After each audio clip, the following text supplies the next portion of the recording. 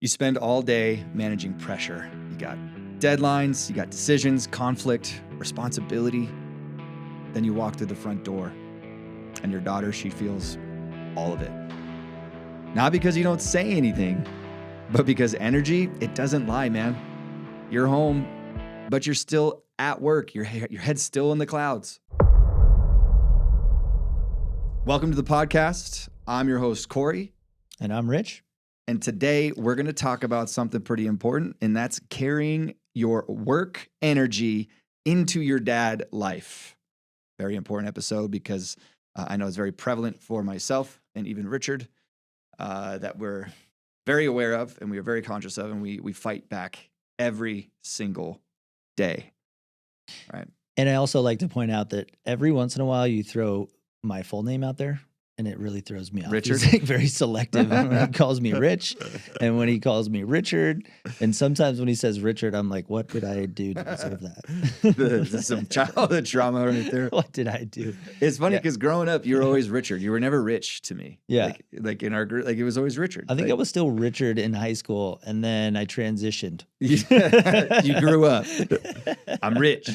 I'm Rich now. Yeah. So there's just that. It's funny. Whenever like whatever fucking wires cross, we're like, it's Richard. We're dropping the Richard now. Shit, is it the Richard? It's I don't know what fucking to say. I don't know hilarious. what to do with my hands right now. Yeah, man, this is a really prevalent one. Yeah. I mean, both of us have been entrepreneurs for a long time, and I would imagine that there's definitely a percentage of our I audience. mean, you don't even listening. need to be an entrepreneur. It's just No, Yeah. but I know for sure entrepreneurs, anyone in a consistent job, working full time, like there's people of all walks of life and all career paths that are listening to this and committed to being better fathers. And I think that it doesn't matter what your career is, whether you run a business, own a business, are part of a business, work inside of a business, are thinking about business. It doesn't matter. This work energy, and I think from a fatherhood, from a man standpoint, the energy that we bring to our work it can be a very different energy than what our family needs and what our little girl needs. I mean, especially your daughter, dude. Like, we are so cerebral. We're very logistics based, right? We're the providers. We do our job. We do our part. We provide. Like when I go to work, it's a switch, game time. Yep. Ready? And for men, we're very, like I said, we're very cerebral. We're very tactics, strategies, right? Like I don't know about you, but when I'm at work, like I'm thinking, I'm staring at a wall, and I'm just like problem solving the Is whole that why time. you never get anything done? You're just staring at a wall? Just Now I staring at a know. wall, like, fuck it. I'm like, okay, well, I got to think about this problem. I got to like thumb through it. I got to like, okay, what's my strategy? How am I going to like step by step procedurally go through this day by day, right? And like, I don't know. I feel like women and daughters specifically, they don't respond like that. Like they want warm, they want welcome, they want open, they want available. And when I get home from work, that shift, that's the hard part right there. It's like turning that off and then turning on warm, welcome dad. Because like I know we've talked about it before, we are the thermostat for our family. So like when I'm home and when I'm vibrant and I'm full of life and happy, the whole house is electric. Yeah. But if I'm like solemn and not to like, I'm not stoic, but I'm solemn and I'm like, I'm not emotionally open and warm. My wife even says she feels it. Like, Yeah, dude, it's something that we have to be aware of as men. And I don't know that it's something that I practice as much as I feel like it warrants, because most of us men we are the thermostat within our house, the emotional thermostat. We can either be the storm in our house, or we can be the calm in our house. yeah. And our girls feed off of that as very emotional beings, not just because they're emotional. We're emotional too as men. We've talked about that. But yeah, I mean, we really have a responsibility. It's a gift. Yeah. It's a gift, and it can also be a heavy weight and a big responsibility at the same time. Yeah. Yeah. And I think really the point of this podcast, this episode, is really to just kind of shine some light on it, right? Like you're the provider. You're carrying a huge weight, especially in today's society. Like Like, we're not going to sugarcoat it. I know Trump was even like, oh, inflation's down. It's like, bullshit, dude. We still feel the inflation. Yeah, Like, my 12 eggs still cost $15. dude, it's like, groceries are expensive. Things are at an all-time high in terms of like cost. Like, so especially as males, and I know I feel it. I feel it big time. Like, I need to step up. I need to provide. And what typically happens is, our family kind of takes a back burner. Especially when we're working so long and so late and we walk home or we get home and we get in the door and we can't even turn it off. So that's the point of this podcast, the episode, is just really highlighting that, really understanding that there's a big weight and that us as men, we find it hard to flip it off. We find it hard to flip that switch. So we're going to walk through this and hopefully you have a better understanding of how to do that by the end. One of the things that comes to mind too is there's this transfer that takes place, right? This invisible transfer, but Right.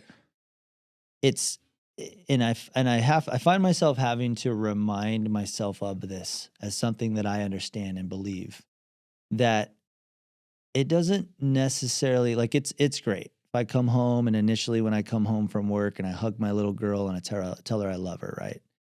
Like, that checks a box, I think, for most men and for me too. But then sometimes I find myself like checking that box and then like, that's good enough. It's good enough, right? And like, instead okay, of, back to whatever I wanted to do. it's back to like, okay, I checked the box in saying the thing and saying the words, but I didn't show it, right? I didn't show the presence. I didn't step into the presence. And that's the emotional connection that our daughters really are going to, like, that. You talk about the, what'd you call it? The karma bucket. With the marbles. The goodwill bucket. The goodwill bucket, right? That's the goodwill bucket where we fool ourselves into thinking we dropped the marble. Cool, we're ready to, turn around. Put goodwill in there. Put goodwill in, got got that box checked, and now, now off to doing whatever I need to do, whether it's getting ready for dinner or getting changed or whatever, instead of just really slowing down in that moment and understanding this invisible transfer takes place. Yeah. And also, I think there's a lot of science that backs like those those moments immediately following when you get home. Yeah. Like those are really precious because they set the tone of importance. Like when they first see you when you get home, right? And whether your kids are young, like or ours, teenagers, or teenagers, like immediately, like I going and making it a point so that they're starting a cycle with them. Yeah. They're seen and they understand that the most important thing, that the priority when you get home is connection with them. Yeah. And it's like 10 or 15 minutes, right? With no phone and you're not trying to cook dinner. You're not trying to do this. And that can be difficult, dude, from my experience. That can be difficult too. But this is the standard, right? That we're striving for here at the First Hero Project, is to put that at the forefront of the mind and have this target for us as fathers of little girls or of girls, whether they're not little anymore or not. Yeah. And just understanding that transfer takes place. Yeah. And the transfer is important. And it's funny that you say that transfer, because that is something that I've adopted, especially because I have a little girl, right? And I know some of you, I mean, if you're listening and you got a teenager, you're like, bro, my fucking daughter doesn't want anything to do with me. What are you talking about? She locks me out of her room. She locks me out of her room. I get it. There, you're gonna have to rappel from the roof, bro. Just man up, buy the rope. Or like my dad, he took my sister's door off when she was like 13 or something, and she had the little beads there. Is that still allowed? I don't think so. Oh man. Anyways, that transfer. So like my daughter still loves me. She wants to talk to me. She wants to say she's 3, right? But when I go home, I'm very conscious. Like, okay, Dad, you get 20 minutes at least of daddy's time. Phone's over there. Hi, honey, love you.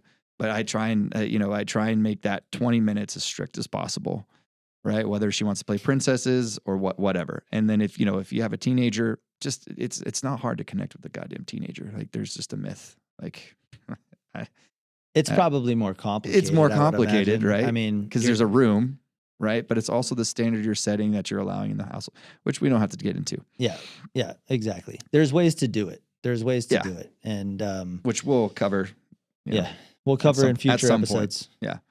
But yeah, let's talk about why this happens. I mean, yeah, dude, legit. Like why the challenge of actually like coming home and flipping the switch. Is that what you're asking? Yeah. Yeah. So like I said, man, like I've been using the word cerebral a lot. Yeah. I love that word. Well, don't overplay it, dude. We got a lot of episodes ahead of us. It's So just like Cory, the whole pick and episode choose. is Cory.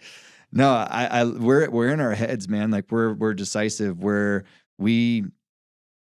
tactics and strategies. Like I was saying before, it's like we're making these decisions, right? We're alert. We're lower in our mammalian reflexes, right? We're alert. We're trying to like survive through this day, right? So like in my mind, flipping that switch, your daughter needs the exact opposite.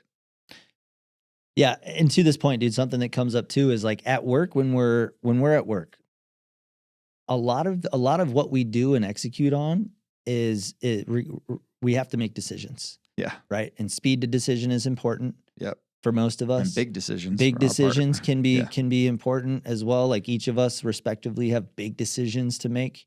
And that decisiveness plays into that. Yeah. But it's also like, I think for most of us, as there should be, like we're trying to manipulate business. We're trying to have our execution and what we do in business create controls. Right. Right. And that really, dude, like we talked about this on other episodes and probably we will talk more about it, but like controls for that transfer of creating a control where you're just spent 8 hours where you're trying to be decisive and be in critical and be critical of things and Yeah. you know, create controls for things and Yeah. see things stay within the left and right boundaries. Yeah. Try to transfer that to a little girl, you know, Yeah. or I keep saying a little girl because that's what I have. Right. But just try to transfer that to your daughter. To your daughter, even your wife, you know, and trying to flip that switch because, you know, we're not, you know, that transition's hard. You're not making the transition. You're just relocating. Like you're still in that work mode. And I Yep. love how you put the control piece to it because it's true.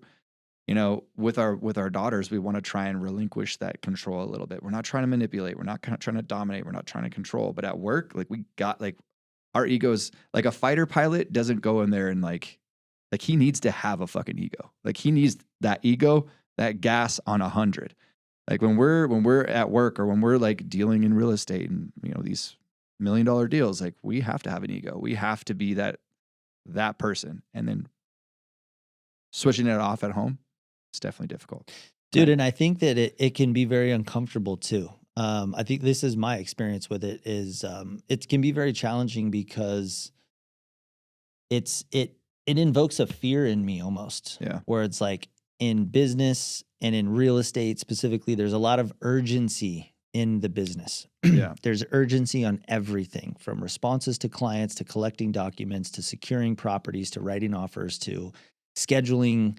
You know, there's so much urgency And it's around not just one, everything. it's like 10 different clients you're doing Right. I this mean, for. yeah, exactly. So if you've got a real estate business with multiple clients, it's amplified. Yeah.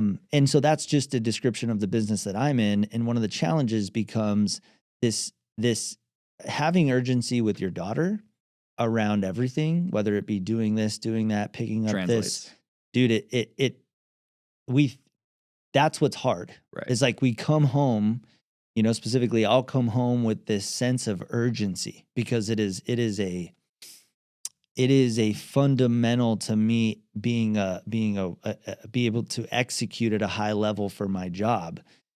And when I bring that home, it creates all sorts of fucking problems, dude, because urgency on situations with your daughter that don't deserve urgency, it's just you caught in the mode in the cycle of urgency because you haven't been able to disconnect that and leave it at the door. That's what I've experienced. Yeah. And that is tough. Yeah. It's like you're stuck in fight or flight. Because I mean, really, that's what it is in I don't want to say all work because there's some chill work. But I mean, if you're in a high intense Very demanding field, position, very demanding position, which a lot of jobs are, you're stuck in this fight or flight, right? It's the survival state. I'm trying to figure things out. And when we get to our daughters, we need to turn on our prefrontal cortex or our front lobe. This is when I say, you know, when we were in our reptilian, that's the base, that's the fight or flight.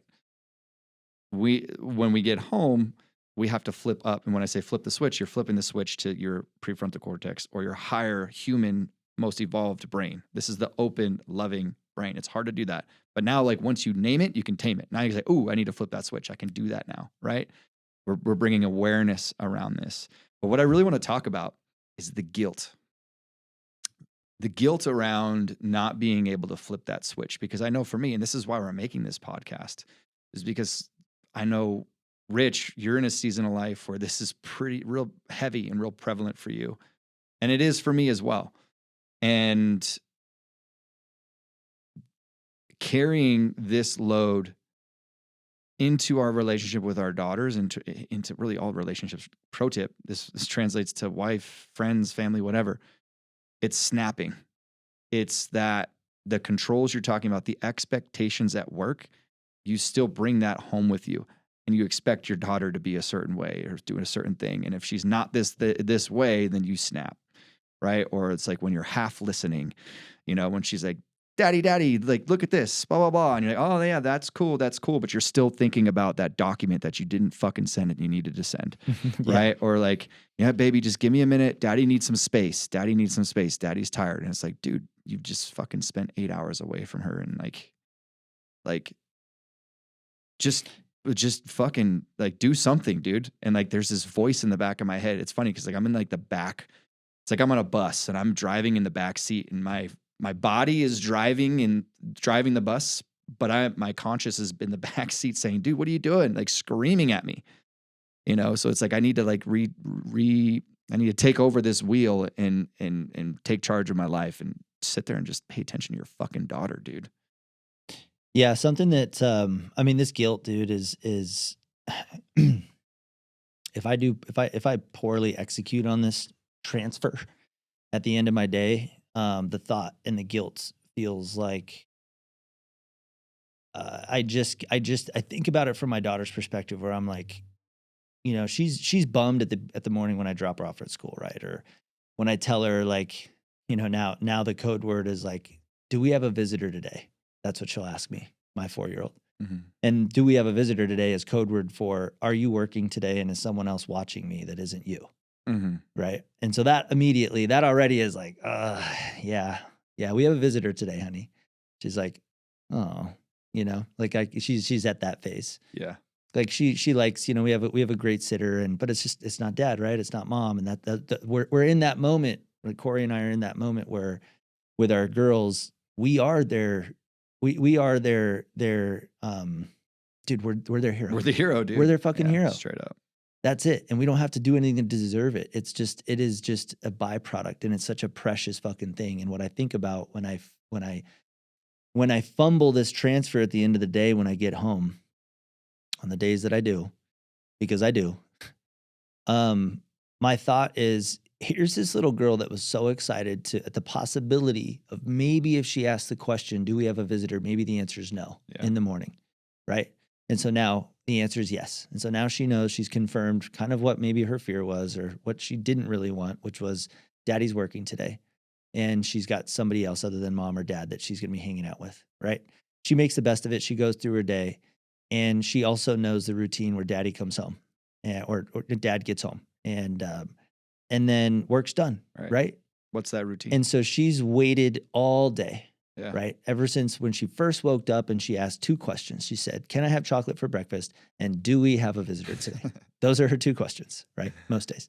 Hoping it could be the hoping that one of them will be a yes and no. Yes, chocolate, no right, visitor. Exactly. There you go. Hoping that one will be a yes and one will be a no. Yeah. And so that is what I think about, dude. And that is the guilt, man. As I get home, and if it's usually my phone, right? It's usually my phone. Mm-hmm.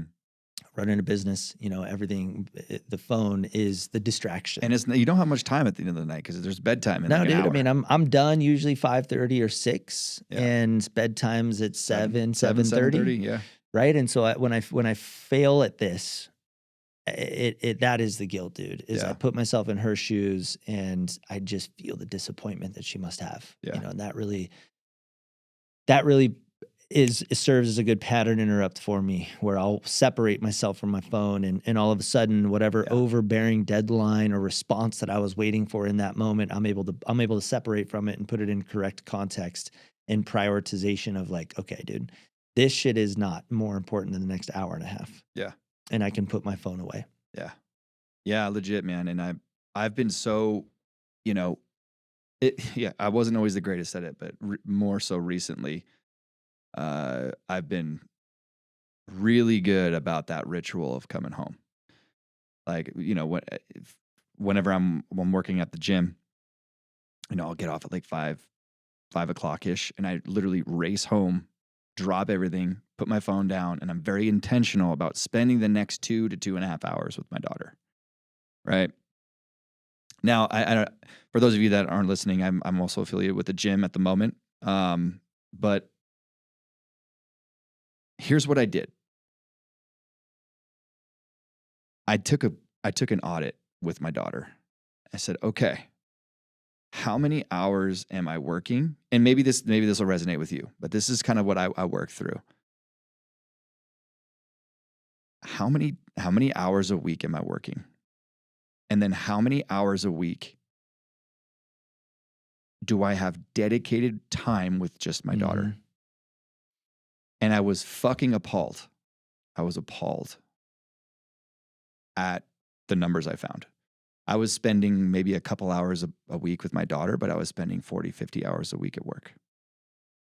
I'm like, dude, this is not where I want to go. This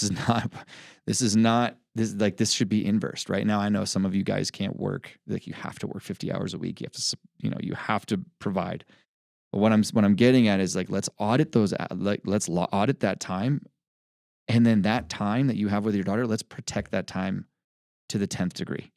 Right. So for me, I had the luxury to flip that on its head. I said, I'm going to spend 40 hours a week with my daughter and 40 hours a week at work. And I was able to do that. And well, right now in this season of life, it's a little busy. I'm not able to do that, but it was like that for a long time. And I could viscerally feel a change in my connection and in a relationship with my daughter. She was no longer like wanting mommy. It was dad. It was dad. She was crying for dad, right? She was more, it was just overall a better relationship. And I don't need to sit here and pontificate around, that, but, the tool that I used was a time audit. So just because you're feeling guilty doesn't mean you're a bad dad. It actually means the opposite. It means you're actually a good dad and you care. Yeah. And there's still time. There's time to fix all that. That's the audit system, dude. Yeah. Yeah. I think that the awoken father that we're speaking to is one who feels and recognizes that guilt instead of just pretending doesn't exist. It's whatever. Yeah. It's whatever. Or this is just life. This is what I have to do. It's like, no, bro, like that's like, it's not what you were in full control. Yeah. It's being bold enough and strong enough. We talked about this before. Strong fathers, a hero father, the strength of what embodies a hero father isn't just physical. In fact, I would argue that it's less physical and more emotional and mental, because that's the fucking hard work. That's the hard work. That's the hard work. And when you look at the landscape of men and fathers, that's the work that most men won't do. Even when you see a jacked father with a great physique, what's his foundation? What's his foundation built on? Yeah. Right. That's great, but that's one aspect. If you're physically capable, that's one aspect. Tiny, small aspect. That's not. It's very important. It's an important one, but I would argue that the biggest impact is actually going to be the biggest transfer into your children is actually going to be the emotional and mental fortitude and strength for that you develop as a father. And the only way that you will do that, the only way that we will do that, is by having an awareness and being able to audit and being able to feel that guilt, that storm, if you will, around you, and sit in that long enough to recognize change is necessary, and then make a decision. Yeah, I love it, dude. I was going to say something just like you did last episode. God damn, I was going to say something, but maybe it'll come to me. Yeah. Who knows? I'll wake up at like 2 o'clock in the morning. She's like, oh, there it was. That's what I was going to say. Let me, Tony, add this in there. Hey, Tony, can you edit this? I'm just going to send him a voice note. Yeah, man. Nah, that got me all screwed up now. It's all good. Yeah, I mean, let's just talk about this guilt loop to kind of close this up Yeah. because I think it can manifest in a lot of different. It can manifest from one. Can manifest from one thing, where it's just feeling guilty, Mhm. but guilt. I think. Let me see how I want to word this. Guilt untamed can start to threaten integrity. And integrity oftentimes is tied to identity. Yeah. And identity, when you start to fuck with identity, that's when it starts to be a dangerous loop. Yeah. You know, an internal regulating system that's critical for us as fathers and men to operations at our peak performance. When we're talking about the peak, the ceiling of what a hero father, what a hero, a first hero Yeah. is, it is a direct threat. It is a critical operating system internally, our integrity to being able to achieve the highest levels of dadhood. And Yeah. so I think that that's something we have to bring into this conversation too, is that guilt loop that fathers Yeah. unknowingly experience and don't talk about. Don't talk about or don't act on it. And like, and again, we said it before, just because you feel guilty, it doesn't mean you're a bad dad. You're not. It actually means the opposite. You're a good dad. You care, right? You feel guilty. And I can speak from experience here. You feel guilty not because of what you did, but because you know that you're capable of more. Mm-hmm. Right? You have this quiet contempt over yourself. You're like, fuck, dude, I could have been better. Right? Yeah, I mean, you feel the 100%. same way, right? Yeah. Well, I think it can also manifest into stress. Oh yeah. It can manifest into a weight. Like guilt Yeah. can feel very synonymous with stress, right? So now Yeah. you're fucking stressed out. Mhm. And then, you know, in that situation, stress creates Creates the cycles more that you're pressure. trying to avoid. Yeah, dude, exactly right. Snapping when she's just doing things that a normal Yeah. kid does. You know, you say go right, she goes left, and all of a sudden it's that guilt and stress become Mounts. the finger that pushes the trigger, right? Yep. Yeah, definitely, man. So, I mean, yeah, we can get super deep into that one. You know, about emotional control and stoicism when it comes to snapping. That's led by guilt and fear. But I don't want to dwell too into that. Let's talk about that ritual. I know I alluded to that before. This is the ritual that I do pretty much every time. I try and get like an 80% hit rate. You know, some days, you know, Hillary's doing something, my wife, or I can't always hit it right. But, and it's funny because this ritual thing, Rich, when you put this here in the notes, this is like literally what I do. I'm like, holy shit. Like I literally, so like before I even get home, like on my way home. So like, so it typically like you can stop your car, sit in the driveway and just decompress for a second. Right. But what I do is I do this on the drive home. This is how I switch it off. Right. On the way home, I tell myself what I'm going to do. I don't say I'm not going to be on my phone. I'm not going to do this. I love this quote. You can't do a don't, right? What I do is that because I'm priming my unconscious, I'm going to walk through the door. I'm going to give my daughter a big hug. I'm going to give her a kiss. I'm going to tell her I love her. And then I'm going to do whatever she wants to do. I'm going to spend 20 minutes, 15 minutes. I'm going to do as much as I can, as long as I can, doing exactly what she wants to do. Does that make sense? So like you're being very intentional on what you're going to do, what you're not going to do. And I do this in silence. I don't listen to anything on my way home. Whenever I'm on my way home from work, if I'm showing a house, if I'm coming back from the gym, it's dead silent. It's just me and my thoughts and like my intentionality, right? And sometimes we can't always do that, right? You have to make a phone call, whatever. But I'll also test you. Like, do you need to make that phone call, right? Like, let's be intentional, right? If your daughter is the most important thing in your life, like, let's go ahead and carve out 5 minutes before you even get home and tell yourself what you're going to do, because the unconscious mind is very powerful. What you say you're going to do, it's going to go find that.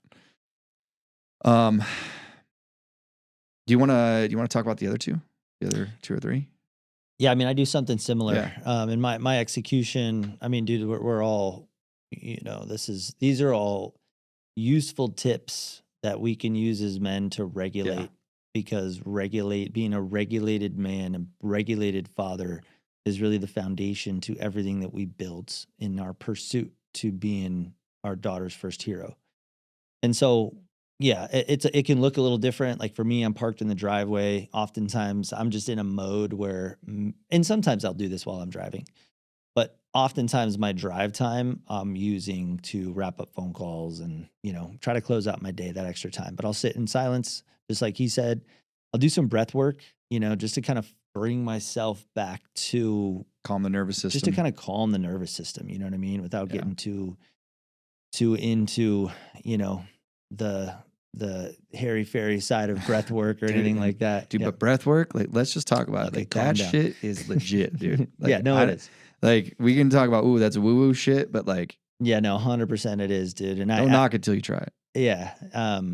Dude, I have nerves too, man. And just like anyone else, and taking some very intentional deep breaths and sharp exhales, like really kind of set me up for whatever I'm about to do. That and push-ups. If I do both of them in conjunction, man, I'll fucking run through walls. Right. Box breathing, dude. Yeah. 4 seconds in, nice and slow, and then 4 seconds out, sharp exhale. Like that shit, talk about reset, man. Like Yeah. I do that like 40 times a day. I don't know that I've done that. I'll do a slow controlled inhale and then a super sharp exhale. Yeah. And I'll do that like 4 or 5 times. Yeah. I think there's a recentering question that can sound different for everyone, but like you have to ask yourself a question and put yourself in the right context. Like, who needs me right now? Yeah. Right? Yeah, that's a good one. Who needs me now? Or, what does my daughter need from me when I come home? What does she desire? I mean, even from your me? wife too, Right? like My your wife. family. Yeah, exactly. What do Yeah. they need from me right now? I think that really primes us into stepping into that, carrying whatever energy we just carried from work, and maybe whatever makes us effective at work. It's not that all of that is useless at home. It's just there's a different type of energy. Right. It's good to have a goal. It's good to have a target. It's good to step into that, like, hey, this is my responsibility. This is my next responsibility. Yeah. And it sets that intention. So what do they need from me right now? It's just a different type of work. Yeah, different type of It's a work. different job. It's still the same job role. And I kind of want to stop and caveat here, because I think there's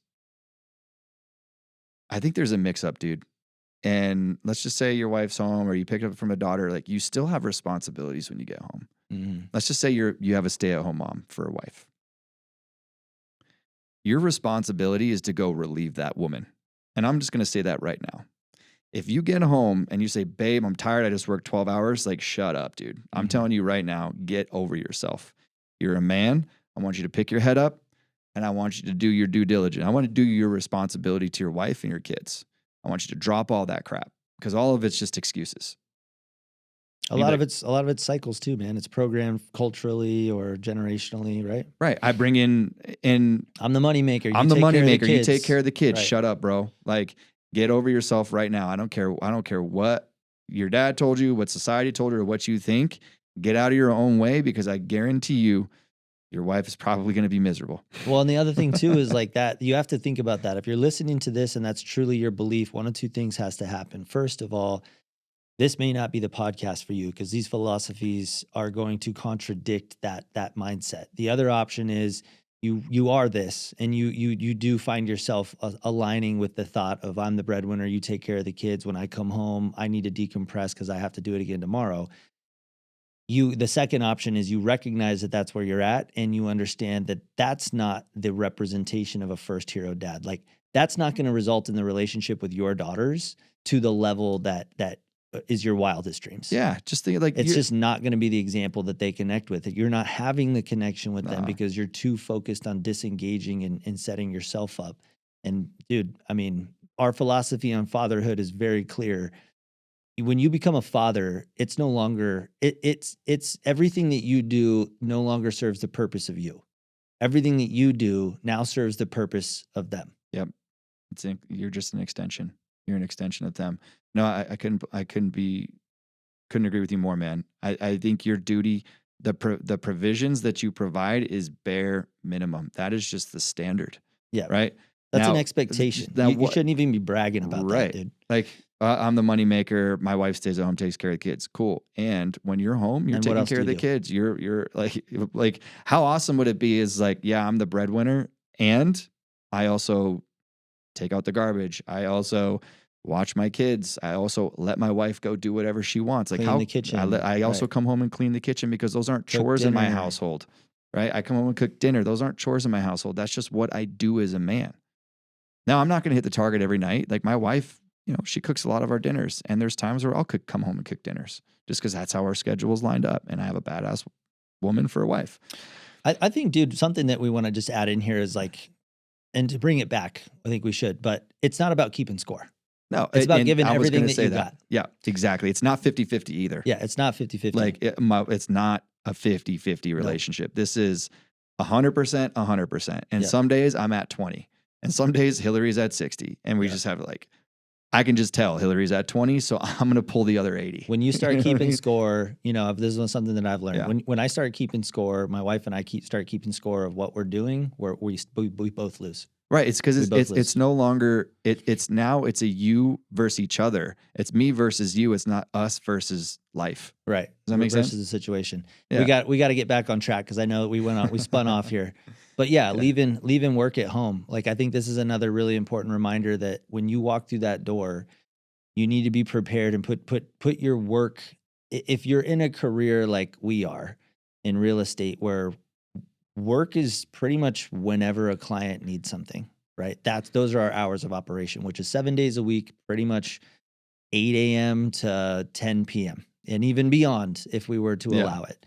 Mm-hmm. And so I think for specifically, if you're in a career like that, where you're on call and you have business obligations outside of the normal 9 to 5, like we do, this is really critical to make sure that you put this in the right box, that for the next 2 hours, one of two things: either there's critical things that have to be managed, and I have delegated that to someone else who can manage it for the next 2 hours and is responsible for it other than me, or you recognize that whatever could happen in the next 2 hours isn't going to be a complete dumpster fire if it doesn't get responded to in the next 2 hours. Like one of those two things has to be secured as you leave work and walk through that threshold into your house. Right. And you can apply that to pretty much any job. Yeah, you can apply that to pretty much any job. But if you're a 9-to-5er, like, my wife, for instance, she works 12-hour shifts. When her shift's done, she's done, dude. Yeah. She has no obligation to respond to anything. Yeah. If that's you, great. It's a little bit easier. Or it's a little simpler. If you're not that, and you've got clients that need something, or deadlines that operate outside of the normal 9 to 5 or outside of a fixed time frame, then this is really critical that you either delegate and give up control in those 2 hours so you can be present. Yep. Or you get the right headspace and perspective around the item that is, and you're honest with yourself that this thing is not going to burn to the ground in 2 hours of me being with my family, and it'll be there when I put my girls to bed or finish my family obligations. Yeah, 1,000%. And if you're too tired at the end of the day, sleep.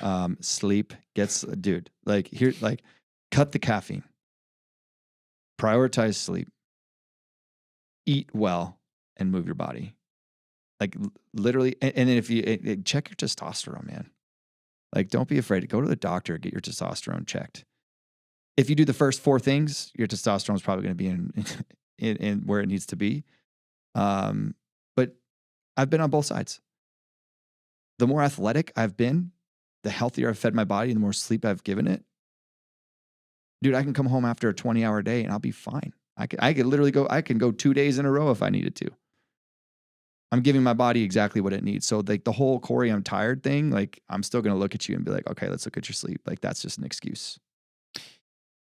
Yeah, we could go deep into these hidden excuses. It's also how we use time. You know what I mean? Like I for one, dude, I'll feel super overwhelmed and like I have zero time, but yet on those days that I feel super overwhelmed and I don't have time, somehow I'm still still watching Netflix for an hour and a half at the end of the day. Media, bro. Or I'm still, tallying a total of an hour on Instagram. So it's like I'm just calling my bullshit on myself. Like the days that I feel like I have zero time and I'm tired because I don't have enough time. It's like, well, dude, actually you could go to bed earlier. You're just going to sacrifice that Netflix show. Right. Right. 1000%. Like we can always go back. Like any excuse you bring to us, Rich and I will like, okay, because we do this to each other. Yeah. Like imagine working for each other. It's kind of a pain in the ass. Yeah. It kind of sucks. I can't give Rich a good excuse because he knows it's bullshit. Nothing's good enough. Anyways, Well, let's land the plane. Yeah, let's do it. So at the end here, right, we always do a fun thing where one of us gets to interpret a quote. In this episode, it's my turn to give the quote to Cory. So he doesn't know what the quote is, but you're going to hear a raw reflection of the quote. And I think this one is pretty applicable. So you ready for it? Let's go. Okay. And I'm going to swap the words a little bit. But because we talked about guilt. So I'm going to put both in here, but here we go. Stress and guilt doesn't come from hard work. Stress and guilt come primarily from not taking action on the things you can. Oh yeah, dude. Yeah. Say it one more time. Stress and guilt don't come from hard work. Stress and guilt come primarily from not taking action on things you can. Yeah. I mean, this is what ties down to identity, like what you were saying before. I mean, there's something to say about hard work. I mean, there's something in our DNA that I think that we were just born to work hard, because no one has ever worked hard and said, "Oh, I regret working hard." But the opposite is true. But the opposite is true. Yeah. Right. There's something to be said at a long day's work at a hard day of long work. You're just like, I feel good. And it doesn't even have to be necessarily the length. It can just be the challenge. It could be the challenge that you overcame, etc. Like there's something deep and visceral inside of us, humans, that we love adversity, we love challenge. And I think at the very core of every one of our identities and when we go against our beliefs and our identity deep down inside of us, that's what causes grief. That's what causes shame, all that good stuff, because we know our potential. We know we're good enough. Mm-hmm. And when we don't hit that ceiling of potential, we feel it. That's our unconscious mind. That's our higher self. That's God. That's whoever you want to believe in screaming at you. It's your body screaming at you and letting you know, dude, you're you're meant for more. You could have done better. Yeah. Right? Go ahead. Sorry. I was just going to add in here, dude. I can't help but think of my good friend, Ed Milet. He's so good. It's a running joke. Such a good friend. My good friend, Ed Milet, says that is what he envisions when you die, is that you are introduced to the version of yourself that you could have been. Yeah. And you either recognize that person or you feel like a total stranger. Yeah. And I couldn't help but think like that. Yeah, that is the challenge, dude. You only get to meet that person and recognize them if at every turn, not every turn, but at the big ones, your life is a culmination of taking the hard road. Yeah, man. And the challenging road. And I think that's why, I know we gotta wrap up, but I think that's a big reason for depression and this widespread pandemic of depression and anxiety today, is because we're so distracted as a community and as a culture, as a society. We have phones, we have TVs, and we live in this comparative, judgmental, like comparing my life to yours, because everybody's life is a highlight reel on social media. And we're trying to compete against the other person, but we don't really understand like what's my purpose? How do I get my what's my purpose in life? And how do I work hard for that? And purpose is a skill. Like it's not like some divine thing, like this is your purpose. God or whoever you believe in gave you the ability to work and work hard. And it's up to you to find and shape that purpose. Right. And I think a lot of us don't have that purpose, whatever purpose it may be. And we lack hard work. And I think it's a concoction of those two things that create anxiety and depression. Yeah, I agree, dude. And that's definitely going to be future episodes where we talk kind of where we're at culturally and society and those external pressures and how they relate to us as fathers. And just as I refer to it, the noise around us. Yeah. But, well, if you got some impact out of this episode, make sure you Make sure you subscribe. If you're watching on YouTube, hit that like button and be subscribed as well. Follow us on podcast. But I'll leave you with this. One day, she'll describe what a man feels like. Strong, safe, steady, present. The question is going to be, will she be describing you? You've got to be their first hero. Not by working harder, but by coming home clean, fresh, and ready to take action for your family. If this hit you, it's because you're waking up. You're not alone. You're not too late. You're right on time to lead yourself first. And as a reminder, distraction is the enemy. Breaking harmful cycles is your duty. And legacy is the only thing that you're going to leave behind. You're only one decision away from becoming the father she deserves.